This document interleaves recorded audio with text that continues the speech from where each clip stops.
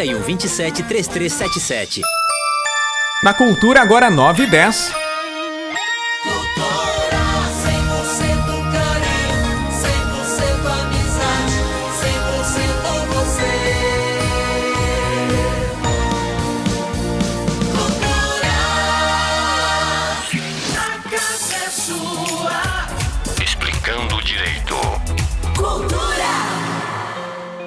Muito bem, de volta aqui no A Casa é Sua, agora no quadro Explicando Direito. A gente sempre traz um profissional, né, gente? Um advogado para tirar todas as dúvidas para você em relação a assuntos ligados, claro, ao direito. E hoje estou aqui recebendo a advogada Bruna Alves. Bom dia, Bruna. Seja bem-vinda ao Explicando Direito e ao A Casa é Sua. Bom dia, Alex. Bom dia, ouvintes da Rádio Cultura FM. É um prazer estar aqui hoje falando com você sobre direito previdenciário, falando com você sobre a aposentadoria do trabalhador rural.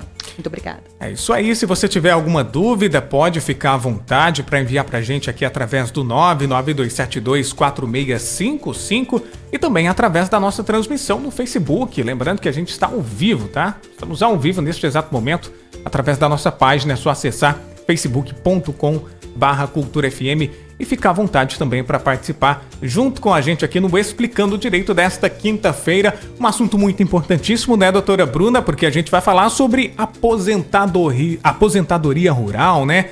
É ela que vai explicar para a gente um pouquinho quais são esses principais requisitos, os meios de obter também para quem trabalha ou já trabalhou no meio rural. Um assunto importantíssimo a partir deste exato momento. Doutora Bruna, claro, a gente vai falar sobre aposentadoria rural, né? E aí, quem tem direito à aposentadoria rural? Alex, primeiro eu vou te dizer o que é a aposentadoria rural, tá? Ela é uma modalidade de aposentadoria por idade. Quem tem direito? Pessoas, homens, mulheres, que comprovadamente desempenharam o trabalho rural sozinhos, de forma individual, ou através do grupo familiar, né? No meio do seu grupo familiar. E aí é o que a gente chama de regime de economia familiar. Quando as pessoas trabalha o homem, a mulher, os seus filhos e sem o auxílio de empregados. Essas são algumas das pessoas que têm direito à aposentadoria rural. Ela tem diferença da aposentadoria tradicional? Tem diferença da aposentadoria do trabalhador urbano, né? Uhum. E a diferença começa mesmo nos requisitos. O trabalhador rural, ele tem direito à aposentadoria por idade com 5 anos de redução daquele trabalhador urbano. Então, requisito idade, homem, 60 anos de idade, mulher, 55 anos de idade.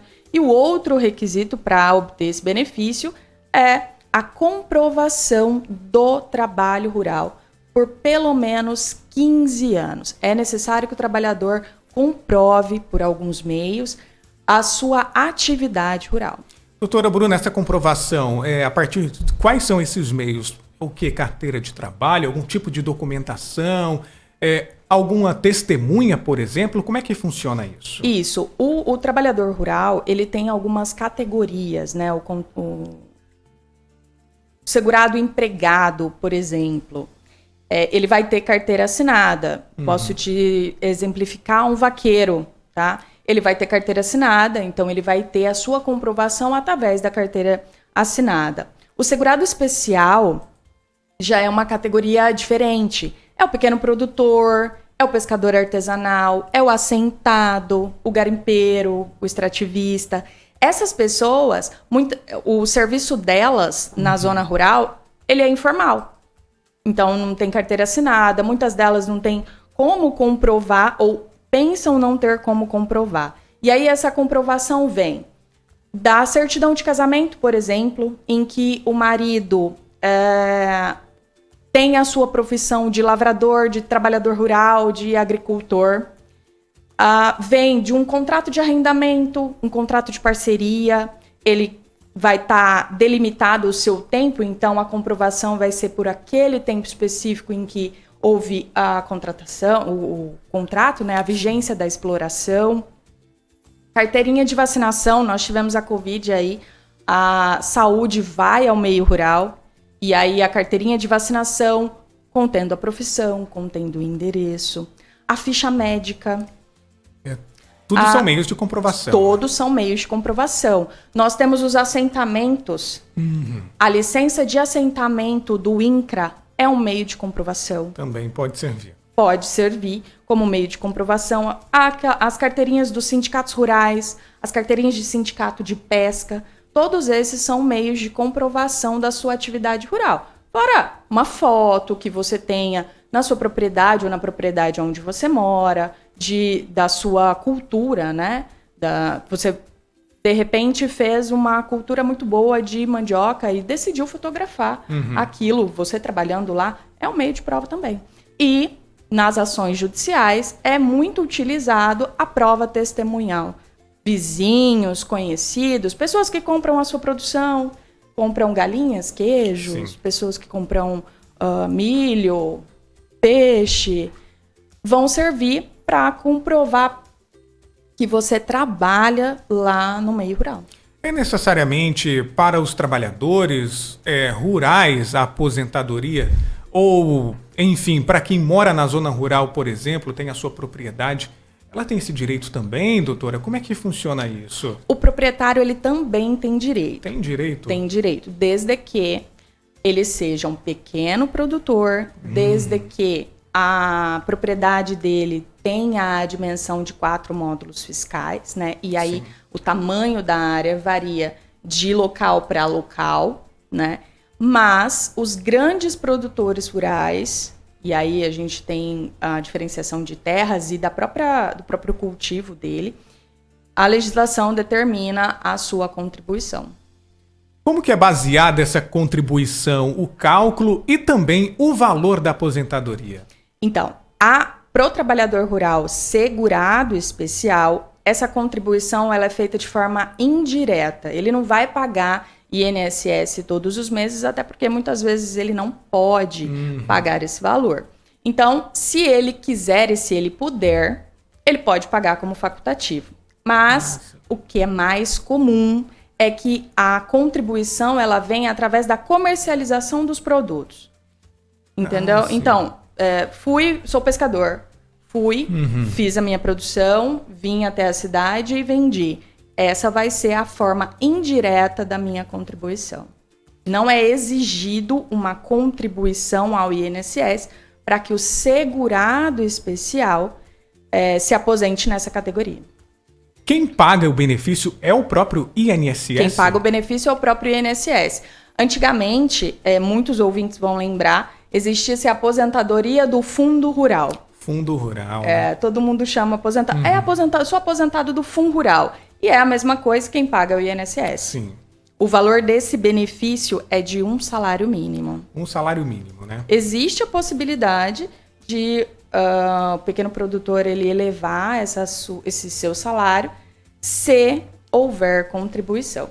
Por exemplo, se é um casal, os dois têm direito também. Os dois têm direito. A aposentadoria rural da mulher, ela é uma extensão do trabalho do marido. Porque se presume que a partir do momento que você casa e o seu marido vá trabalhar na zona rural distante da cidade, você também vá e trabalhe lá com ele nas mesmas proporções, fazendo as mesmas coisas. Doutora Bruna, uma dúvida em relação aos familiares, por exemplo, ou filhos, né? Se um trabalhador rural, por exemplo, estava já aposentado, recebendo esse benefício, né? Os filhos, por exemplo, têm direito a receber? Como é que funciona isso? A pensão por morte, para qualquer tipo de aposentadoria, existem regras próprias, tá? Então, para o trabalhador rural não é diferente, para o aposentado rural não é diferente, os dependentes dele vai ter direito à aposentadoria, então a esposa vai ter direito à pensão por morte, os filhos menores de 21 anos e inválidos também terão direito à pensão. Em relação à pessoa que por muito tempo trabalhou, né, não soube procurar os seus direitos, enfim, tem um período para ela requerer esse benefício? Como é que funciona isso, doutora? Não tem um período específico, Alex, para ela requerer esse benefício, mas como eu te disse, o que nós temos de normativa é o requisito idade e a comprovação. Lembrando que no momento que você fez 60 anos, no momento que você fez 55 anos, no caso de mulher, você deve estar trabalhando no meio rural. seja como empregado, seja como assentado, como meeiro de alguém. Lembrando que existe a possibilidade desse trabalho não ser contínuo. Você não precisa trabalhar continuamente 15 anos no meio rural. Você pode trabalhar 8 anos no meio rural, aconteceu alguma coisa, você precisou vir para a cidade, trabalhou mais um tempinho mínimo na cidade, voltou para o meio rural. A comprovação vai ser de 15 anos de trabalho rural. E aí, juntando os períodos que você tem.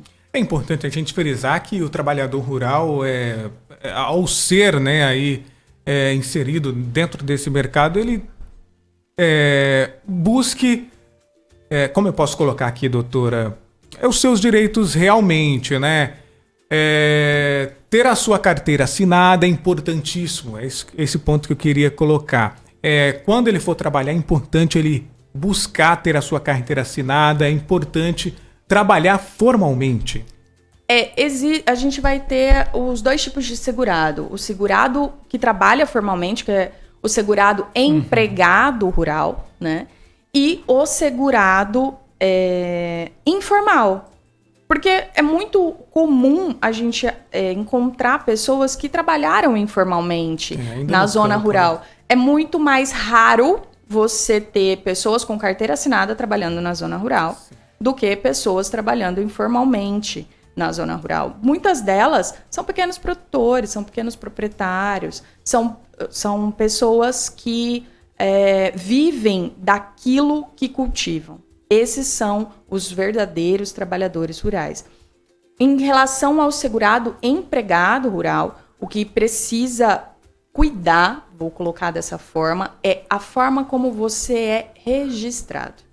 Existem atividades que, apesar de serem exercidas lá na zona rural, elas são consideradas urbanas.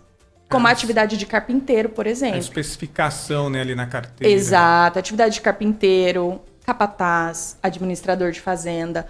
Todas essas atividades, apesar de desenvolvidas no meio rural, elas são consideradas atividades urbanas. Isso precisa ser cuidado pelo empregado, né, pelo trabalhador rural, no momento de assinar a carteira dele. Nesse momento dessa assinatura, né, o que deveria ser colocado ali na carteira? Trabalhador rural? Trabalhador rural, trabalhador agropecuário.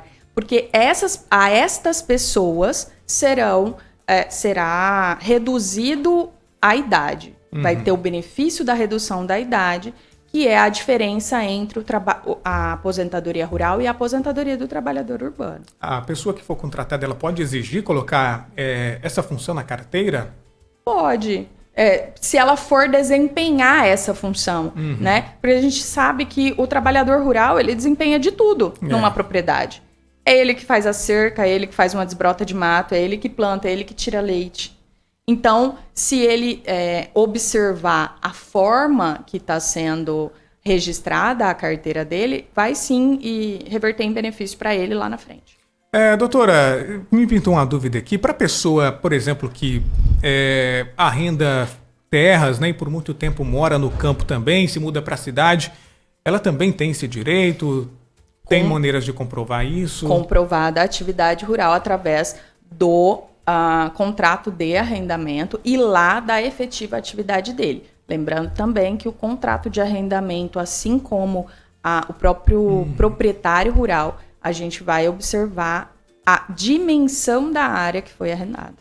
E a produção, evidentemente. Claro, sempre tem que ter a ajuda de um profissional, né? Antes de procurar o INSS, tem que ir no advogado, também tirar todas as dúvidas, as informações, a parte mais burocrática, documentação também. Não é só simplesmente chegar e buscar o benefício, né, doutora? Isso, é sempre bom procurar um profissional da sua confiança para poder acompanhar você nesse momento da aposentadoria. Nós sabemos que hoje o INSS é todo eletrônico, então existe bastante dificuldade para requerer o seu benefício, sobretudo considerando agências fechadas, atendimentos agendados, e nem sempre você vai chegar no INSS, eles vão te dizer exatamente quais são os documentos que você consegue comprovar. Eles vão pedir para que você comprove apenas.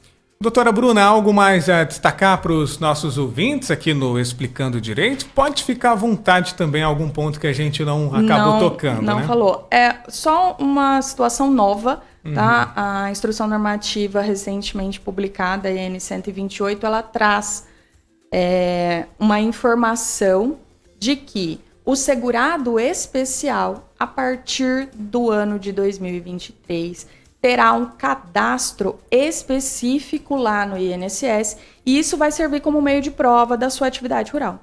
Essa é uma circunstância bem recente que nós precisamos ficar atentos, porque é um meio de prova muito bom para as pessoas comprovarem as suas atividades rurais. Já está válido. Não, vai valer a partir de 2023. A partir de 2023. A IN 128, ela está valendo, né? Ela é um regulamento do INSS, porém, existem situações específicas que vão começar a valer em momentos específicos e esse cadastro do segurado especial é um deles. A partir de janeiro de 2023, o INSS vai trazer as informações de como será feito esse cadastro. Então, fiquem atentos, aguardem. A gente vai trazer esse assunto também em breve, é importantíssimo aqui no Explicando Direito. Doutora Bruna, mais uma vez, muito obrigado pela sua presença aqui no A Casa é Sua, desta quinta-feira, né? E o pessoal que quiser tirar mais dúvidas, quer entrar em contato com você, tem WhatsApp também, as redes sociais, ou o escritório mesmo, como é que faz para encontrar a doutora Bruna Alves? Muito obrigada, Alex, pela oportunidade de transmitir um pouquinho do conhecimento que nós temos lidando diariamente com os trabalhadores rurais. Você pode me encontrar pelo Instagram, Bruna Alves.